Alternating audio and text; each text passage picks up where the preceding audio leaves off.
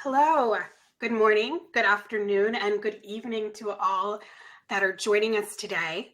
We have people from all over the globe who are currently logging in right now. We will begin today's webinar in approximately 2 minutes.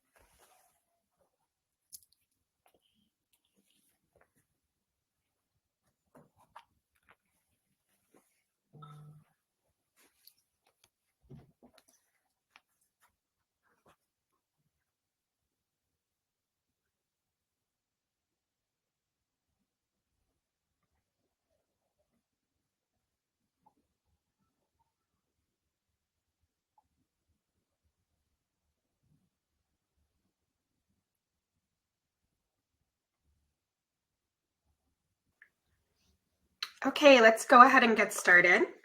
Hello and welcome to Viscadia's webinar, The Devil is in the Details, a checklist for developing successful EU pharma and MedTech forecasts.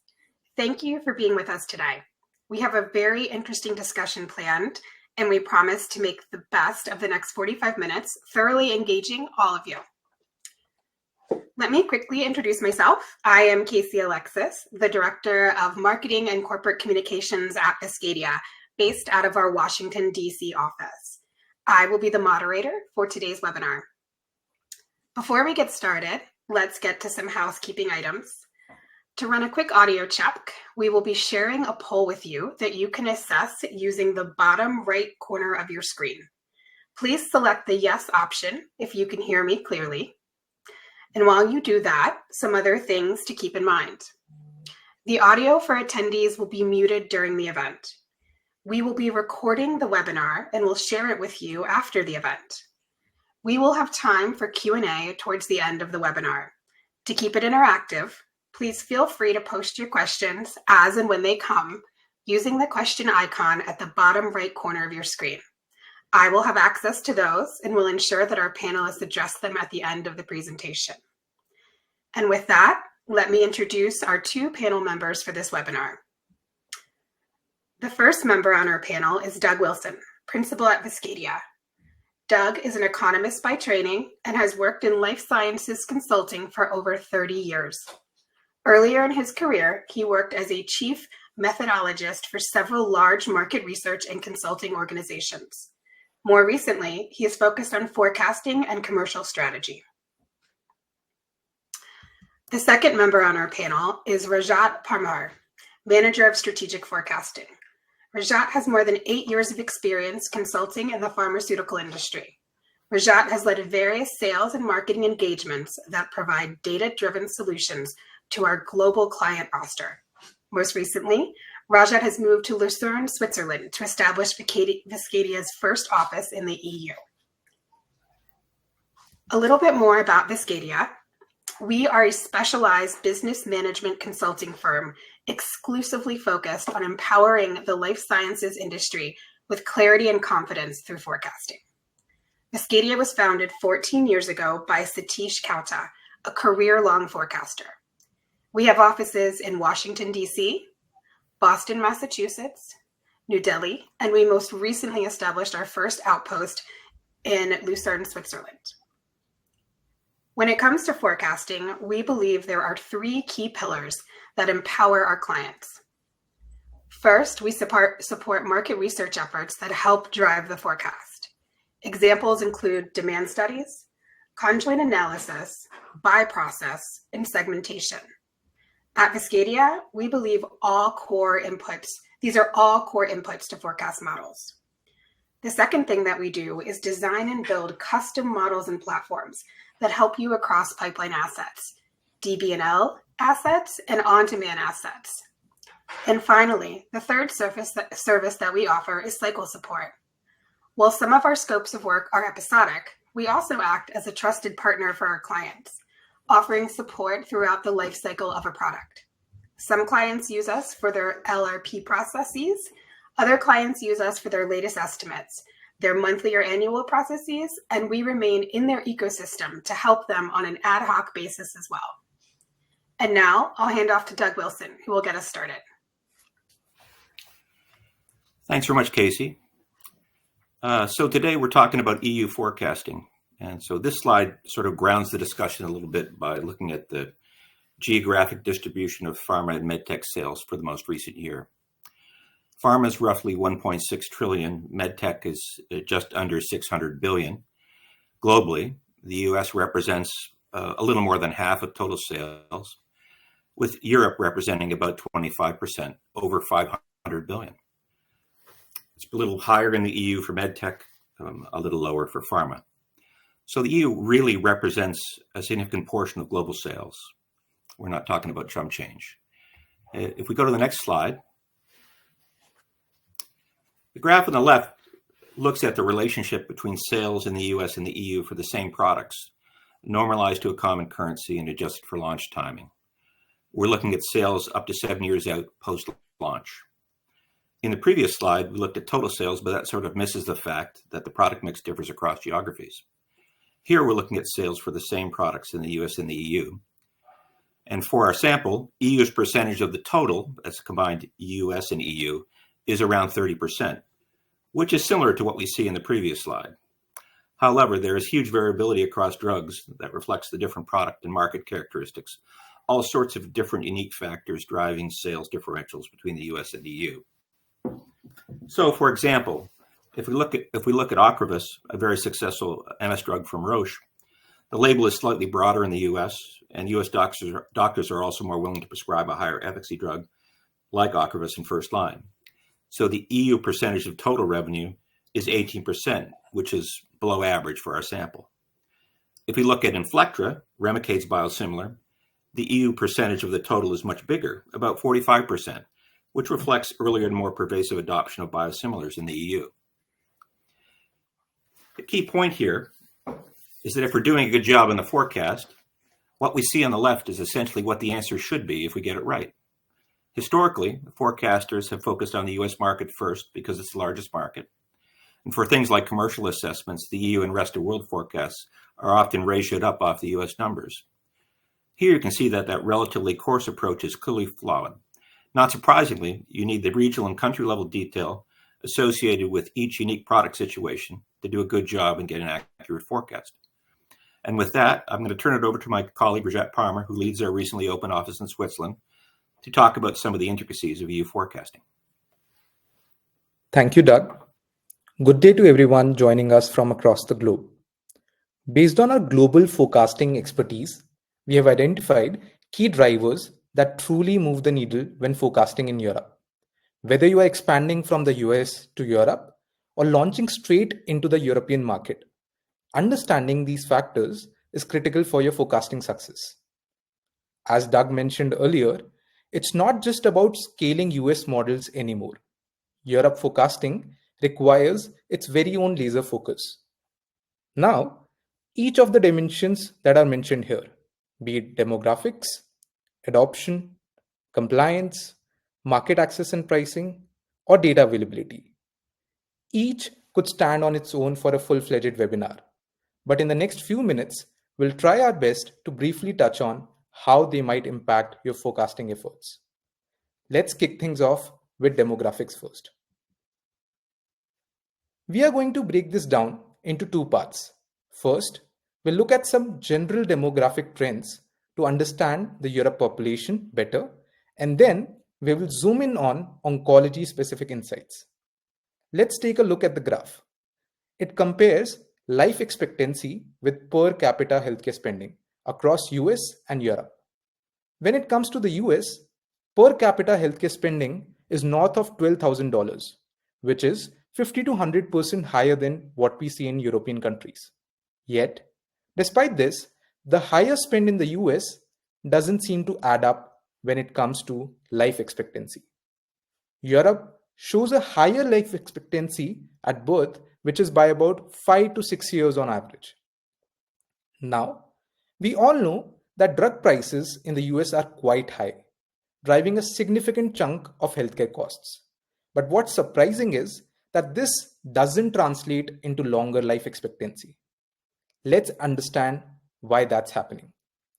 If you look at the table on the right, we can start to connect the dots. In the US, we see much higher rates of obesity and multiple chronic conditions, which lead to further health complications down the line. Lifestyle choices also play a big role here. People in the US tend to consume more fast food and generally work longer hours compared to those in Europe, all of which can negatively impact overall health outcomes. Now, let's shift gears and dive into oncology-specific trends. The graph on the left shows age-standardized cancer incidence and cancer-related mortality per 100,000 people. While the US has a higher overall cancer incidence compared to Europe, what's striking is that cancer-related mortality is actually higher in the EU. In other words, more people in the US are diagnosed with cancer, but fewer die from it compared to the EU. This largely boils down to two key factors. First, the widespread presence of cancer screening in the US. It has transformed the landscape over the past 20 years. For instance, around 70 to 80% of the relevant population in the US is screened for either breast cancer or colorectal cancer, compared to only 30 to 50% in Europe. This higher screening rate directly correlates with earlier diagnosis, which improves outcomes.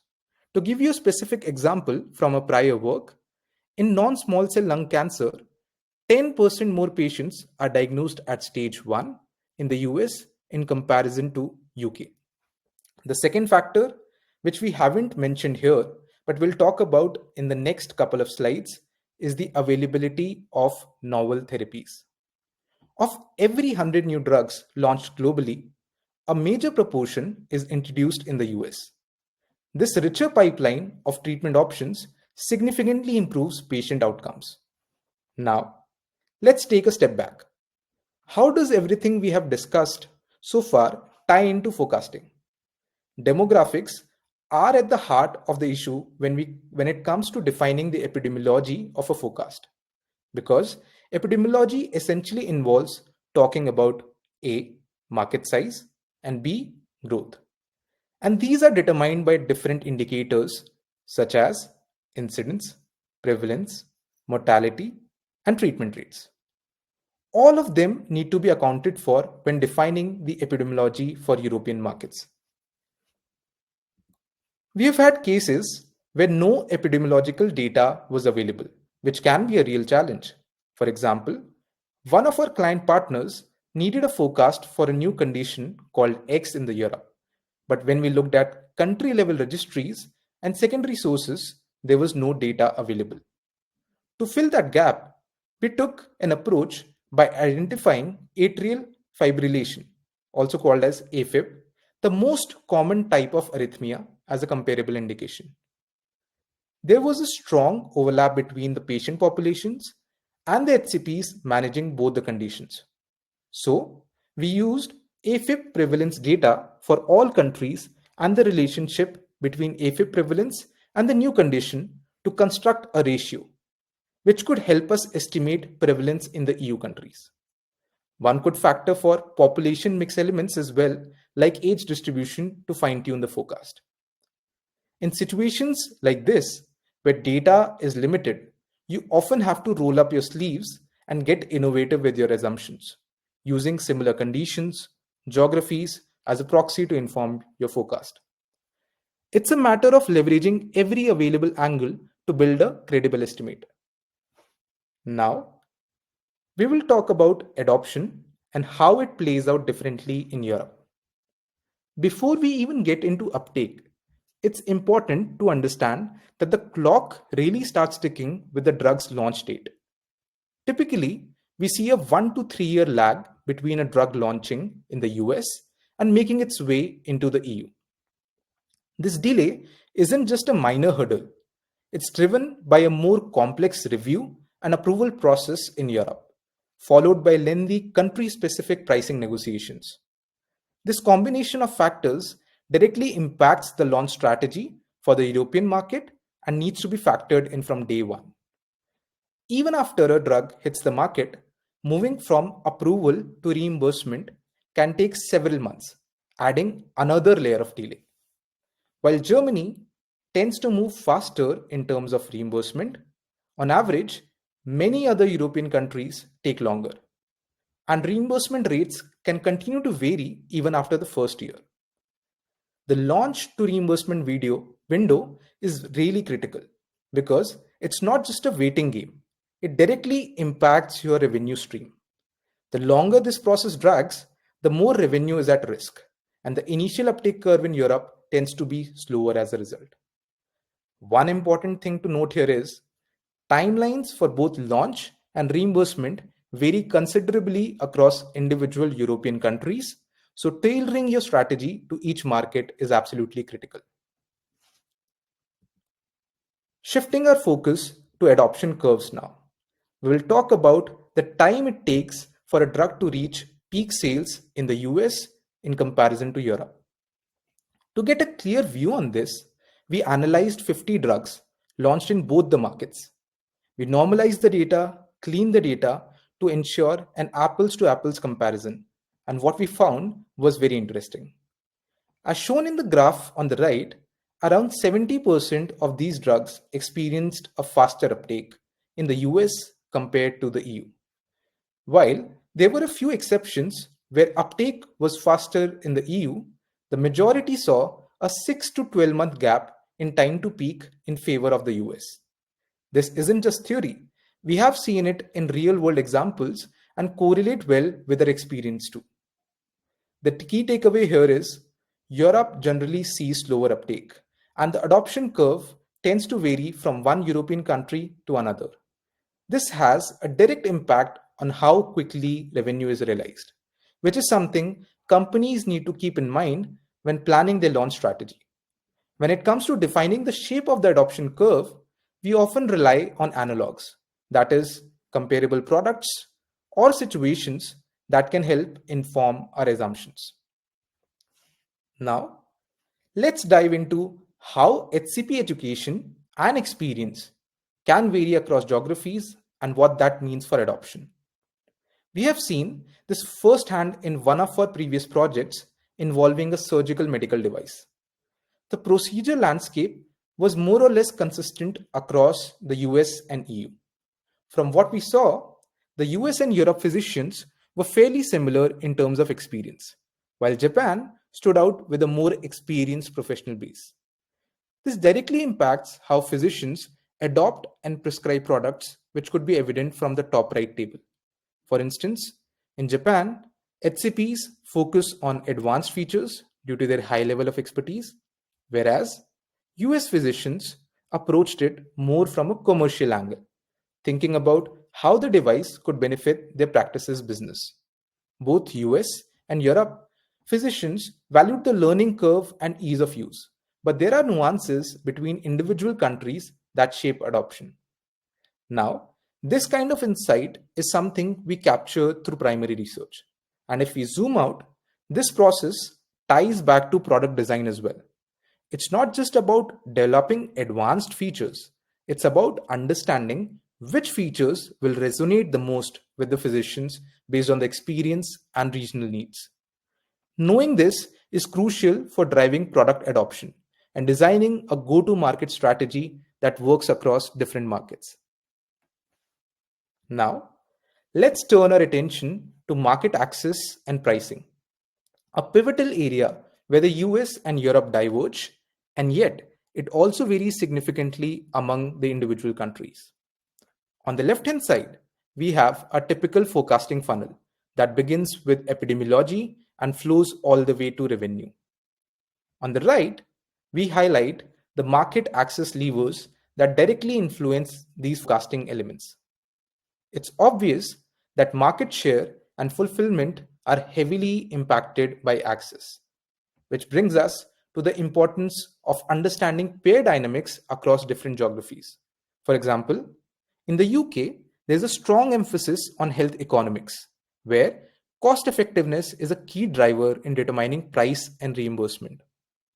In contrast, countries like France, Germany, Italy, and Spain predominantly use reference based pricing. Overall, Europe operates under a system of government controlled pricing and cost regulations, often relying on health technology assessments, also known as HTAs, while the US adopts a market driven model with private insurance negotiations. These structural differences profoundly influence initial pricing strategies and set the stage for how forecasts will unfold in both the regions. Now, let's take a closer look at some of these factors. First off, longer clinical approval timelines and regional pricing negotiations result in fewer new drugs being launched in the Europe compared to the US. Out of every 100 newly launched drugs, the US sees almost double drugs than Europe. This significantly reshapes the competitive landscape and might leave some potential on the table in the EU region, driven primarily by access and pricing factors. Now, if we focus on the graph at the top left, it shows the prescribing mindset driven by cost constraints. In the US, physicians are more willing to prescribe high efficacy therapies for multiple sclerosis in first line, while in the EU, physicians typically start with lower efficacy therapies and move to high efficacy therapies later. The first line access environment in the US for multiple sclerosis is more permissive than in the EU, which reinforces this dynamic. You can see this dynamic reflected in the graph on the bottom right as well, which compares Europe drug prices as a percentage of US prices for the same medications. There are two key elements to consider here: A, initial price, and B, future price changes. Drug prices in Europe are often 30 to 50% of the prices in the US. This is largely due to the US's reliance on private market players, while the Europe operates under government controlled pricing regulations.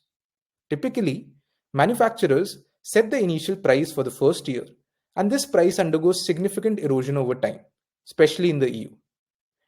For example, the introduction of biosimilars and generics leads to a more rapid price decline in Europe than in the US. Moreover, each subsequent indication launch often triggers a price cut. For instance, Xeljanz has experienced a 35% price reduction in the Europe over the last 6 to 7 years since their launch. These factors are crucial when determining long-term pricing strategies. Let's validate this with the graph on the bottom left, which shows the impact of out-of-pocket cost on patient behavior.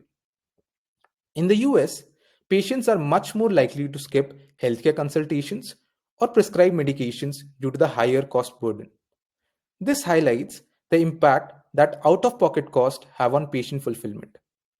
This clear divide between the two regions underscores how market access and pricing can significantly influence the revenue potential. Next, We'll take a closer look at compliance, which is typically higher in the Europe due to cultural differences and strong patient HCP interactions. In Europe, patients tend to visit their healthcare providers far more frequently than in the US. Add to that the universal public healthcare coverage and significantly lower out of pocket cost, and you get compliant patients in general who stick with their medicines. Last, but certainly not the least, let's focus on data availability, which influences every dimension we have discussed and directly impacts the confidence in our inputs and the potential variability in our outputs. The US tends to sit at one end of the spectrum with relatively rich and accessible secondary data, making it easier to navigate the forecasting process.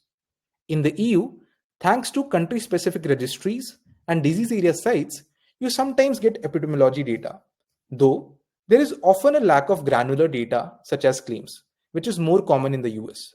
For example, the table on the right focuses on the information sources for new medical devices used in surgeries. The device is purchased by hospitals, and we have detailed procedure claims data linked to hospital points of care and extensive information on the hospital universe. This level of information doesn't exist in the EU. However, in both the regions, we do have company data that can be used to validate assumptions and triangulate results. When working in the EU, data gaps are inevitable, and it's critical to have risk mitigation strategies in place. One approach could be employing multi-pronged validation methods, like cross-referencing a patient-based forecast with a demand-based forecast for an already launched drug to address gaps in a forecasting funnel. Another way to manage uncertainty is by translating it into a range of potential outcomes. Techniques like Monte Carlo simulations are highly effective in capturing the variability caused by data limitations, allowing for a more robust forecast.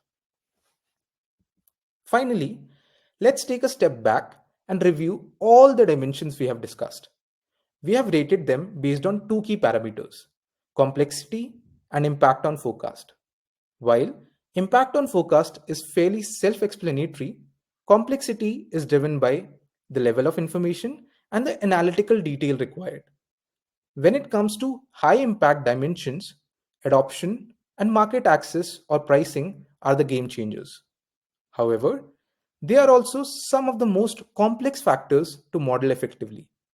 HCP experience, on the other hand, is a fundamental qualitative factor that subtly influences adoption in the background.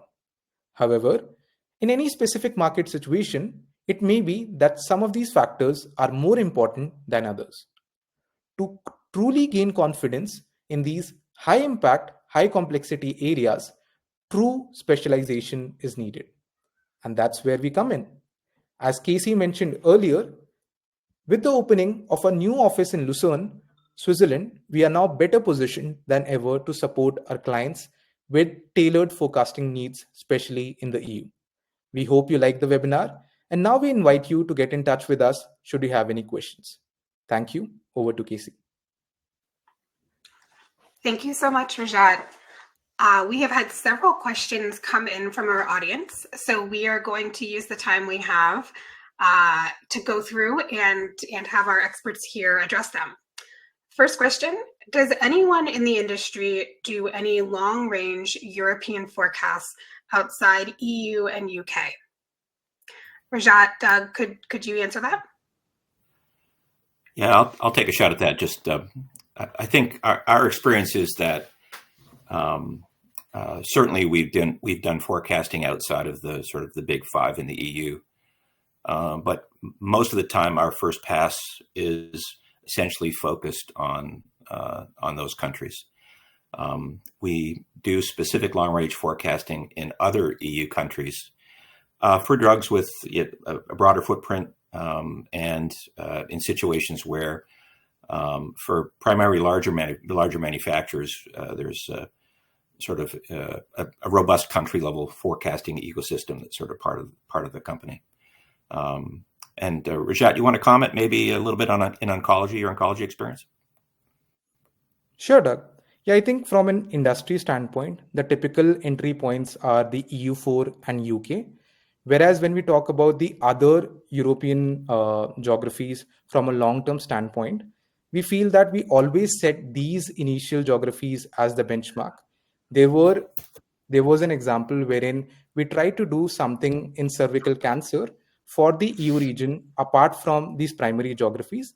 But for most of the cases, it just restricts to the initial geographies and can be extended depending on the need of the situation.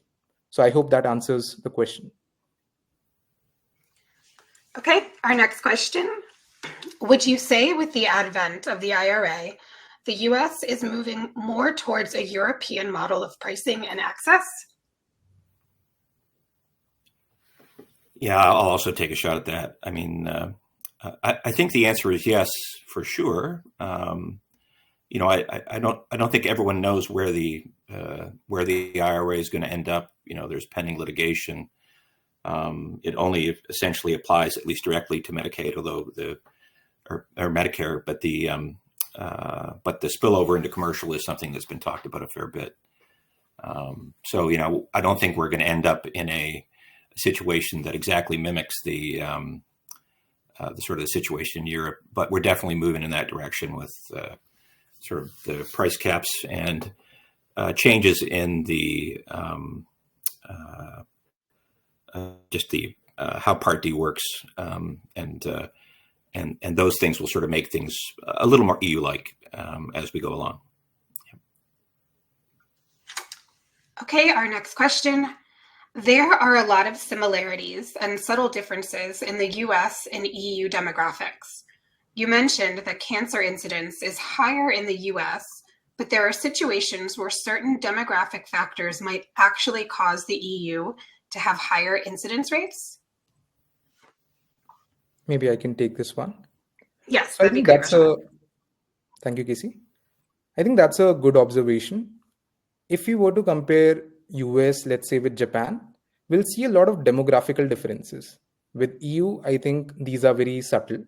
Having said that, sometimes they can be good enough to drive epidemiological differences. For example, smoking is very prevalent in Europe than in the US.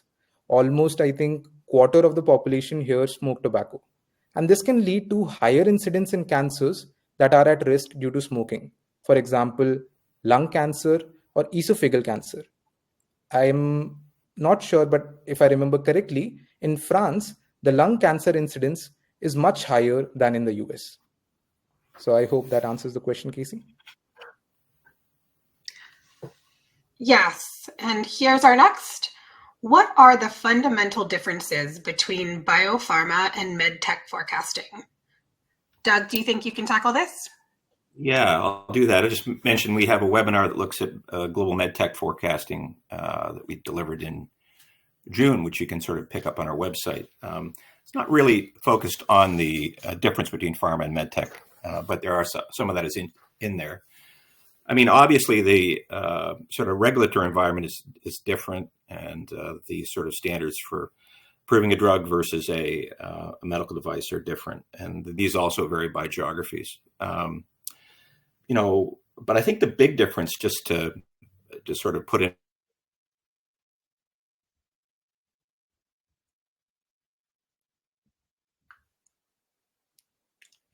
Hey, Doug. I think we may have lost Doug for a moment. Let's move on to our next question. If he rejoins, we can have him pick up where he left off. Oh. Sorry about Doug, that. It's okay. Can you hear me now? You cut out slightly. We can hear you now. All right. So I don't know where. Basically, I was just saying that there's differences in the regulatory environments, of course, between MedTech and pharma that also varies geographically. But the big thing.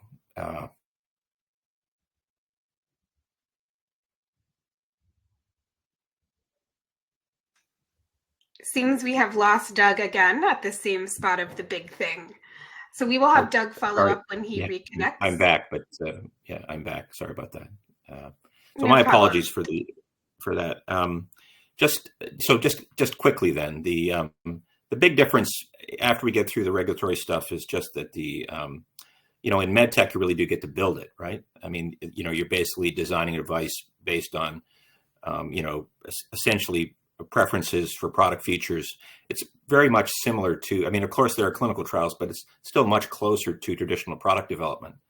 And then in pharma, one of the big differences is when you're doing early stage forecasting in particular is that you've got sort of uncertain, sort of clinical trials that are sort of, influencing what's going to happen in the future. And the uncertainty is driving your approach to product development and also how you do the forecasting. And so you're not in pharma, you're basically waiting for, the result of, a clinical trial to determine what your opportunity is. And in MedTech, you get to basically shape that a lot more with your ability to basically build a product and fine-tune features. Yeah.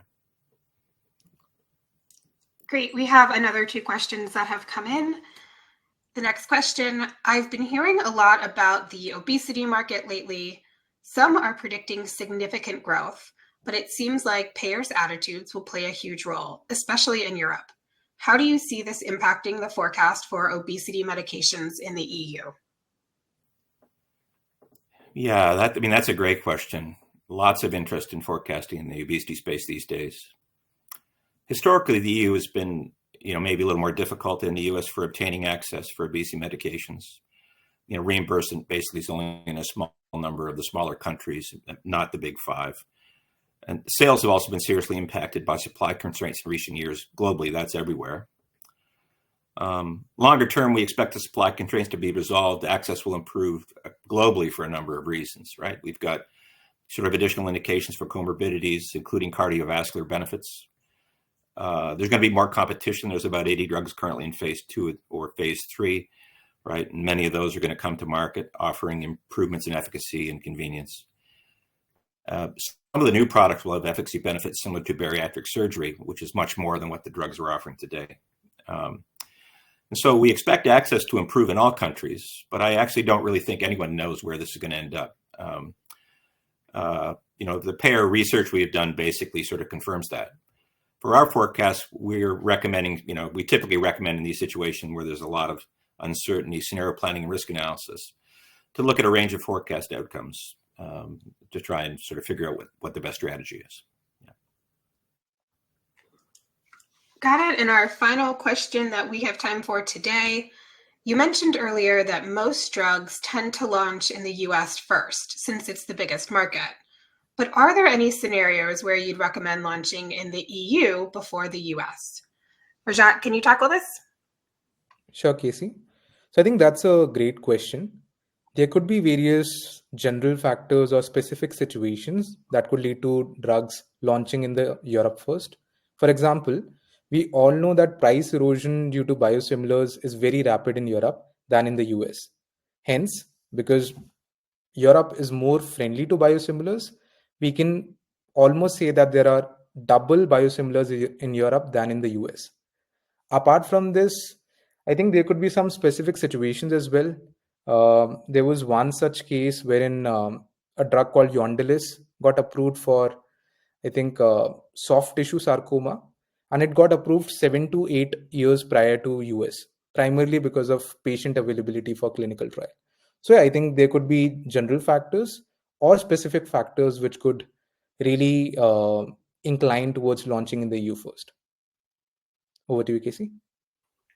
Thank you, Rajat. There were a few more questions in the comment section, but as we are running short on time, I will have Rajat and Doug reach out to answer those for our attendees. And this now marks the conclusion of our webinar. Thank you all for joining us today. If you would like to continue the discussion, please do not hesitate to reach out. We will follow up with our contact information. And stay tuned for more exciting webinars and events focused on forecasting within the life sciences industry.